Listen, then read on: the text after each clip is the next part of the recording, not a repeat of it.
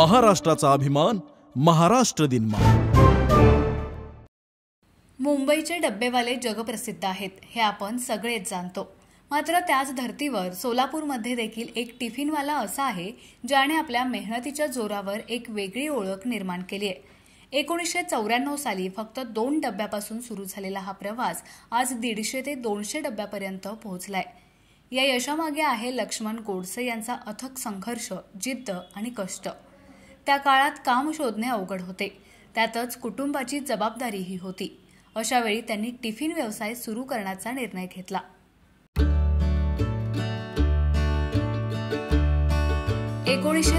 साली फक्त 2 डब्यापासून त्यांनी टिफिन व्यवसाय सुरू केला. तेव्हा एका डब्याचा दर होता फक्त 30 रुपये. आता दररोज साधारण 150 डबे पोहोचवले जातात. त्यांना या व्यवसायात साथ मिळते त्यांचा मुलगा महेश गोडसे याची. त्याचं शिक्षण पदवीपर्यंत झालं आणि वडिलांसोबत तोही व्यवसायात उतरलाय. मी जेव्हा डबेचं काम चालू केलं आहे तो 1994 चालू केलं. त्यापाशी त्या टायमाला 2 दिवस डबे होते. त्यानंतर एक डबे असं वाढत गेले माझ्याशी. त्या टायमाला मला मोबाईलला म्हणून मिळत होता महिना 30 रुपये. नंतर थोडे 10-20 असं वाढत होतं. आज या 2025 मध्ये मला 300 रुपये पगार डब्याची, एक डब्याची. मी माझा मुलगा करतो महेश लक्ष्मण गोडसे. त्याचं शिक्षण झालं 15वी. साधारण माझ्याशी तर 150 डबे असतात रोज. मी माझा मुलगा दोघांमध्ये 150 डबे वाटप करतो.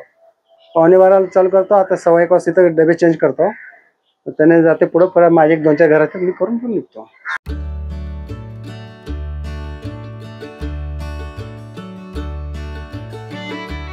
पावसाळा असो, उन्हाळा असो अथवा थंडी, त्यांचं काम कधीच थांबत नाही ना त्यांना कधी सुट्टी असते.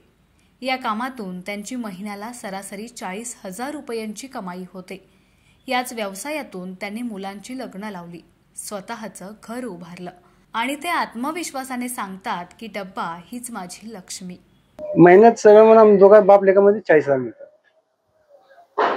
पेट्रोल एक समजा 6,000 7,000 गेलं तर 30-32,000 लागतात. आता पावसाळा आहे, पावसाळ्यात बी देतो. पावसाळ्यात काय संबंध हे नाही आहे. पाऊस असलं तर रेनकोट घालून येऊन देऊन जाऊ शकतो डबे.